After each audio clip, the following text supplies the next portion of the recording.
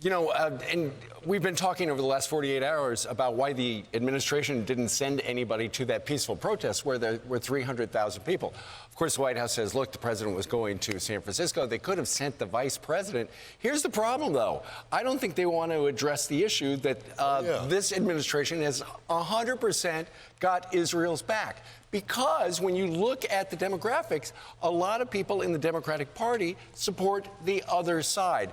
And that's one of the reasons, and we haven't really seen any polling since the march, but when you look at Joe Biden's disapproval, the number of people who don't like him right now, at this point, a year before the election, you know, there should be a red warning bell going off, a warning light on the Resolute desk in the Oval Office, because he's got some problems right there, and he needs all those voters to be much smaller numbers, but they're giant right now. Look at the number of people that don't like him. 63% of men, 62% voters under the age of 45, 60% of Hispanic voters don't like him, 57% of college degree voters, and 41% of black voters.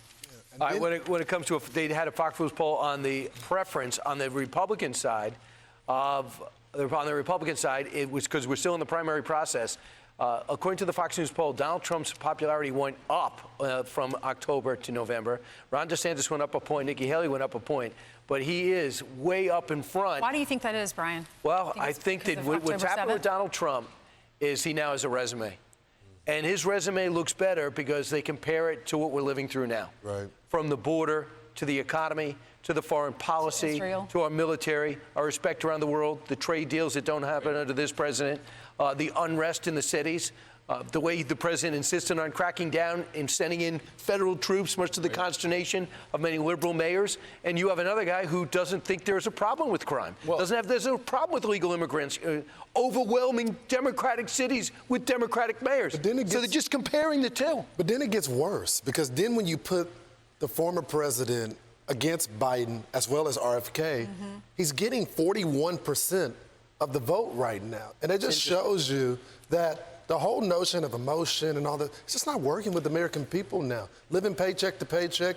And although we're not in this war, I think the weakness of Joe Biden, compared to the past administration, they were supposed to, you know, bring the adults back into the room and get peace and all of this. How's the peace going? Trump. Yeah. How's the not going so well right now under Joe Biden. Right, and Ainsley, to your point about why Donald Trump went up a little and Nikki Haley went up a little and Ron DeSantis went up a little, two people who had a substantial amount of voters behind them, Mike Pence and Tim Scott, both dropped out. And so where are those people going to go? A couple of them went to Trump, a couple of them went to DeSantis and Haley. It's just interesting that they went up in October.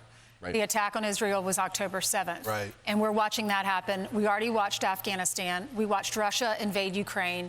We watched what happened in Israel. And then they're meeting in APEC in California with President Xi, and he's hinting around that he's going to take Taiwan. Right. And how about this to build on that? How about this civil trial? Right. This is an outright political attack with an attorney general that says this is what I want to do.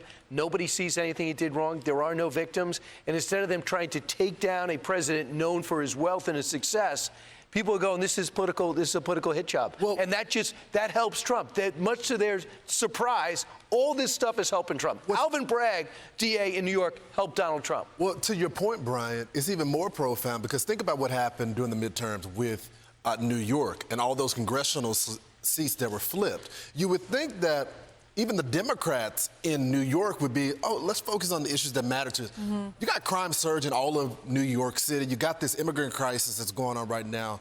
And a lot of them have been committing crimes outside of the Roosevelt. There's going to be a story on that real soon. As I pass it every day, you got the cops there going back and forth with them every day. The hotel. But you would think that they would, you know, shore up their base when it comes to the crime issue. You got the Attorney General that hasn't gone to any of the crime trials in New York City. And all of a sudden, she goes to a civil trial every single day. Sits there all day. She has no role.